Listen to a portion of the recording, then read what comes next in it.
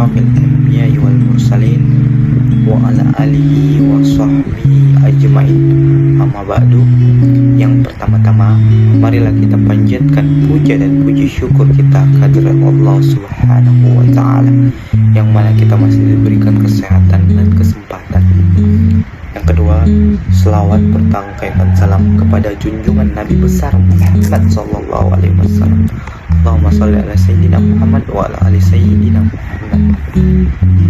Semoga kita mendapatkan syafaat beliau di akhir kelak. Amin amin ya rabbal alamin.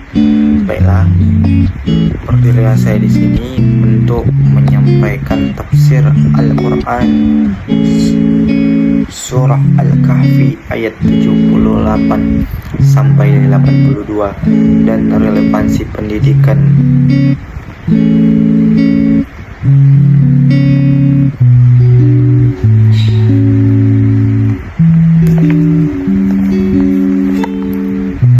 A'udzu billahi minasy syaithanir rajim.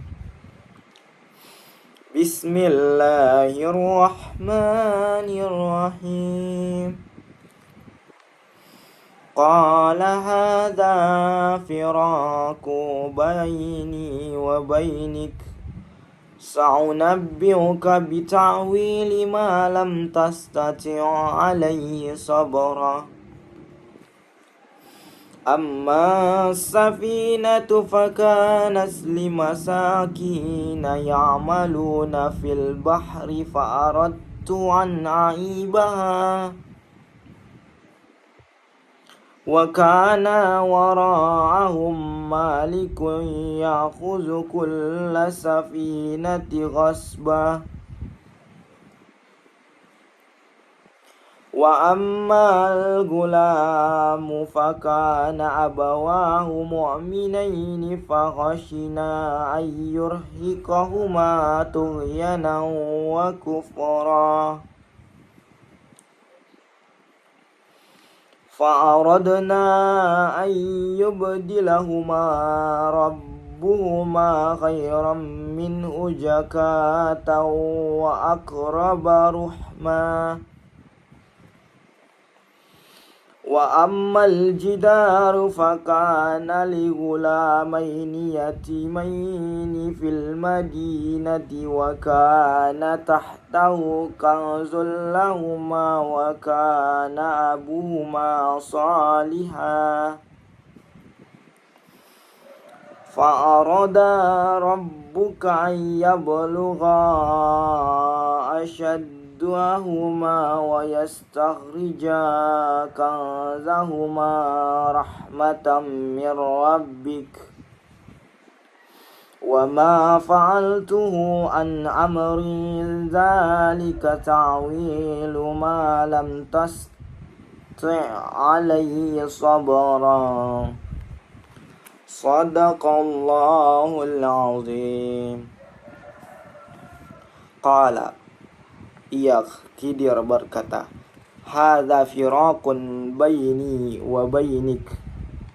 Inilah perpisahan antara aku dan antara engkau. Sa'unabbi'uka bita'wili ma lam tastati'. Aku akan beritahukan kepadamu dengan penjelasan apa-apa perbuatan yang engkau tidak mampu, alaihi sabran, terhadapnya sabar. Amma, adapun as-safinatu fakanat limasakina ya'maluna fil bahri, bahtera, maka itu adalah kepunyaan orang miskin, mereka bekerja di laut. Fa'aradtu an aibaha, dan aku bermaksud aku akan merusaknya.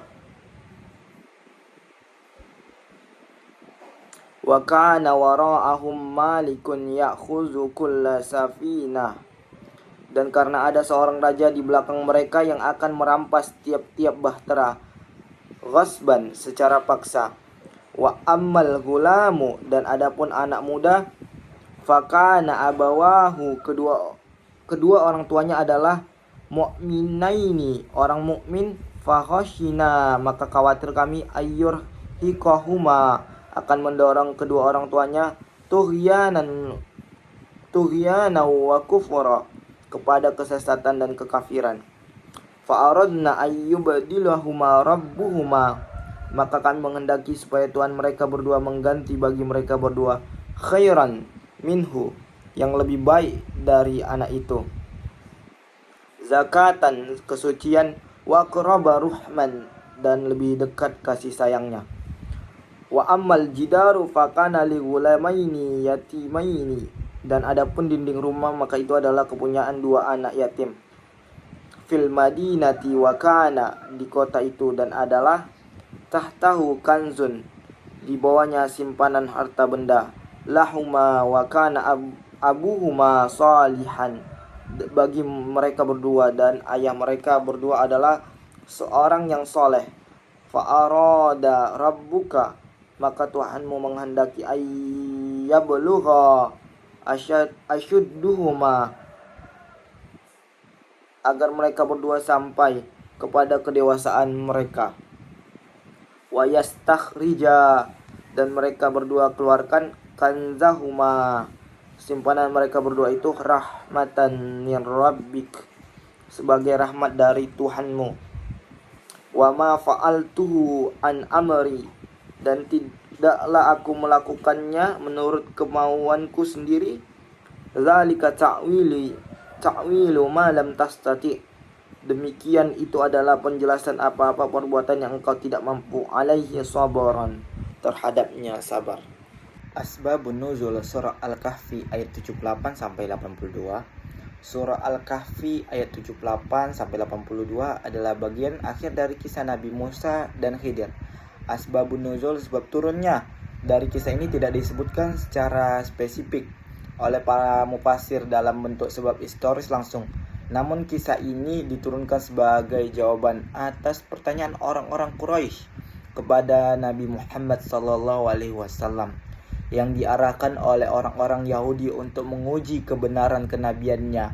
Mereka menanyakan tentang 3 hal. Salah satunya adalah kisah seseorang yang melakukan perjalanan jauh, yakni Zulkarnain.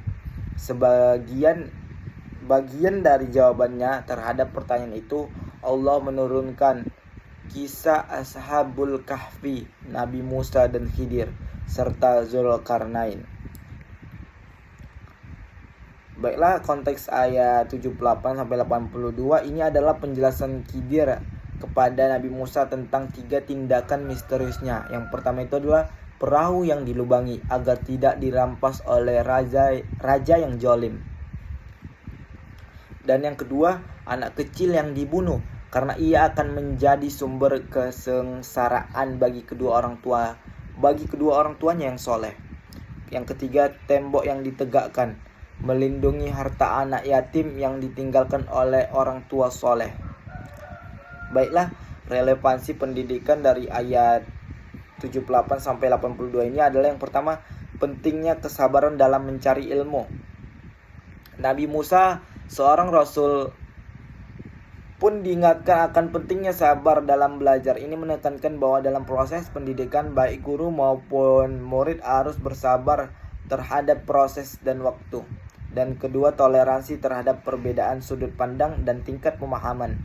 Ilmu Khidir adalah karunia khusus dari Allah yang tidak diketahui Musa.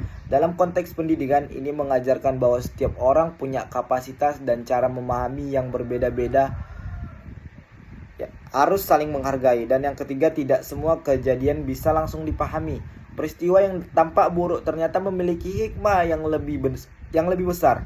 Pendidikan harus mengajarkan siswa untuk berpikir kritis dan tidak cepat menyimpulkan sesuatu hanya dari permukaan. Dan yang keempat, pentingnya niat dan tujuan yang baik dalam bertindak.